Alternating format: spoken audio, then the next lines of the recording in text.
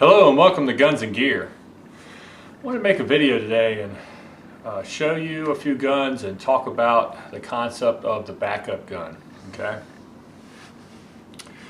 Now, through the years and the classes that I've taken, many if not all of the instructors that I have sought instruction from have encouraged the use of a backup gun. And to quote one specifically, Clint Smith from Thunder Ranch, one is none, right? And two is one, and three is even better, right? And the whole idea behind that is that all firearms are mechanical devices, and they can fail, right? It doesn't matter the manufacturer, Glock or whoever. It doesn't matter the caliber or the type, whether it's a revolver or a semi-automatic. They all can fail. They all can have issues with them. I've locked up revolvers, and believe me, revolvers rarely have any type of issue, but when they do, sometimes they are locked up and there's nothing you can do with them. And that has to be taken into account, okay? So many instructors, I know that the training back in the 80s, I believe, started police officers in the whole idea of the backup gun. And you know, that transfers to civilian carry as well. See, if you're going to make the decision to carry a firearm for your own personal security and the safety of your family and loved ones, and that firearm, for whatever reason, fails to fire, it fails to work, if you don't have some sort of a backup, then you know you might find yourself in a lot of trouble, right? So I got to admit, as an individual, you know, there are times that I don't carry a backup. And it's not that I don't think about it, it's just that it just doesn't fit with what I'm wearing or doing or whatever for that day. I always try to make room to carry a firearm whenever it's legal for me to do so. But on some of those occasions, I don't carry a backup, and that's something that I have to work on personally, because the idea is sound. You know, it's a sound idea. Now, I have some guns on the table that I thought I would show you and go over a little bit and talk a little bit about them. But I first wanted to have this little bit of a conversation and let you know the premise or the whole idea of the backup gun. Now, some people will carry a second full-size firearm, handgun, as their backup.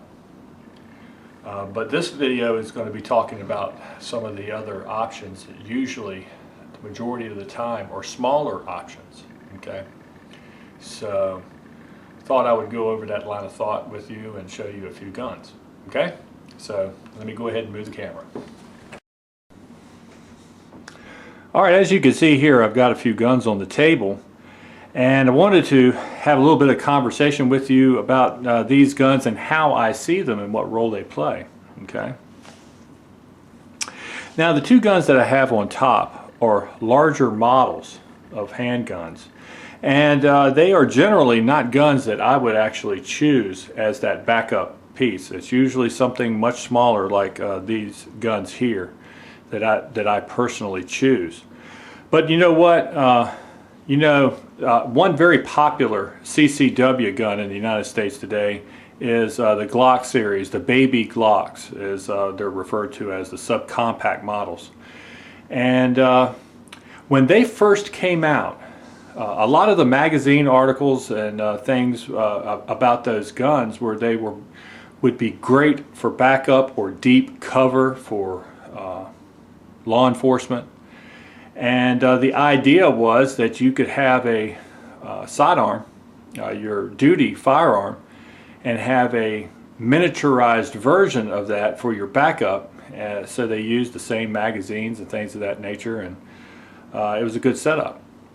I've never liked the baby Glocks because you can't get a full grip on the handgun. I just do not like the grip. It's too short. And that's one of the reasons why I put this Smith & Wesson, because I don't own any baby Glocks. This M&P compact here was my attempt to try to get used to that short grip. And what I mean by that is where the grip fits into the palm of my hand. Now this extends further than the baby Glock, and to be honest with you, I don't even like this short grip. It just doesn't feel good in my hand. It's a personal thing. There's nothing wrong with the guns. But I just don't care for that partial grip there. I like to get as much hand on there as I can. And for whatever reason, even though I have carried guns like this, it just seems like I get more of the gun in my hand. You see how this little snub-nosed revolver will fit in there. And that feels actually better to me than the baby Glock and some of the other subcompact guns. And here is a Smith & Wesson Model 66 with a 2.5-inch barrel. And to me, this is a full-size gun, even though it has a short barrel on there. And you know, I would not really consider that for my backup gun, because this is a full-size gun to me. And there's nothing wrong with carrying two full-size guns, but not for the purpose of this video and discussion. So here is a couple of revolvers and a semi-automatic that I do consider that are excellent, outstanding choices for that backup gun. Now a lot of people will look at the snub-nosed 38s and these smaller frame guns like the J-frame Smith here as a CCW piece, right? And there's nothing wrong with that. I have carried this as my primary handgun, but not very often. I usually try to carry a larger gun. And the reason for that is a little something that my father told me a long time ago when I first started concealed carrying. And that is, you know, take a look at your gun and the cartridge and what it's capable of, and then think to yourself, is this the gun that you want to have in a gunfight? You know, there's a saying that goes around, and it's been around YouTube ever since I've been watching videos, and that is the first rule of a gunfight is to have a gun. Well, I would suggest the first rule of a gunfight is to have an effective gun, right? And that includes the chambering and the gun itself. And this gun right here is a choice of a lot of people that conceal carry. And for very many decades, including right up till today, it's one of the more popular choices as some sort of J-frame snub-nose revolver. Now, I can get a decent purchase on this gun, and because of the 5-shot cylinder and the lightweight construction of this firearm, it can fit in a pocket holster, and this is from Bianchi. I'm sorry, this is a Galco, and there's the number right there. It's a PHI-F8.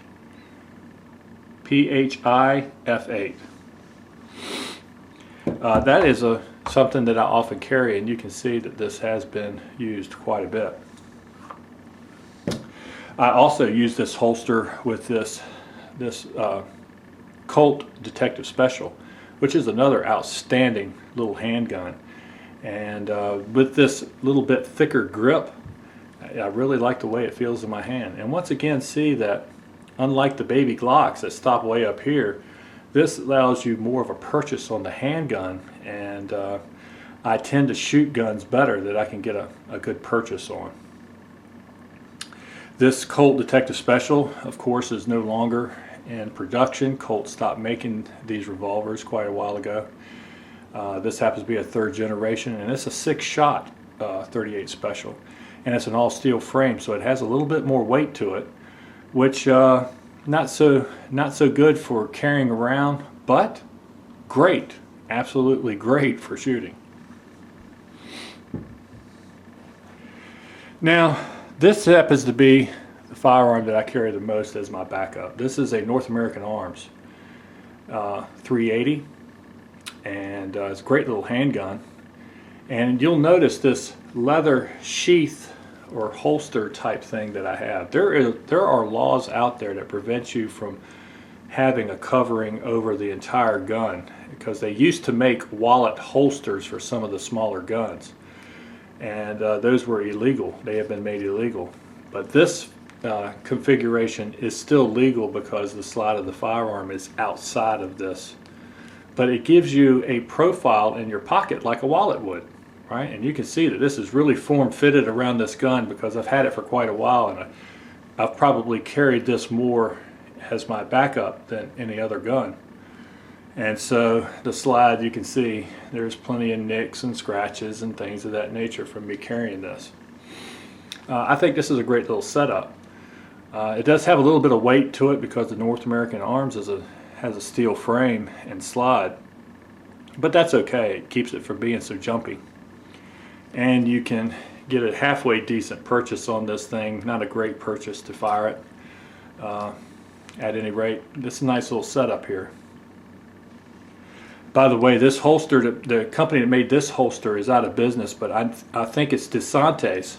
If you look on DeSante's Leatherworks leather holster site, they make something very similar to this. Then of course I wanted to show y'all my little baby Browning. This is in 25 caliber, 25 ACP, and this is a neat little gun. I've owned this for quite a while, but I have never carried it as a backup or as a firearm for concealed carry. It's a neat little gun. I've shot it a few times and I like it. And yes, I can hit the broadside of a barn with it, but not much better than that. At any rate, some people choose the smaller guns, and this is the only one that I have to show you. So I thought I would at least show it to you as an option. Alright folks, that's just a few guns thought I'd show you guys.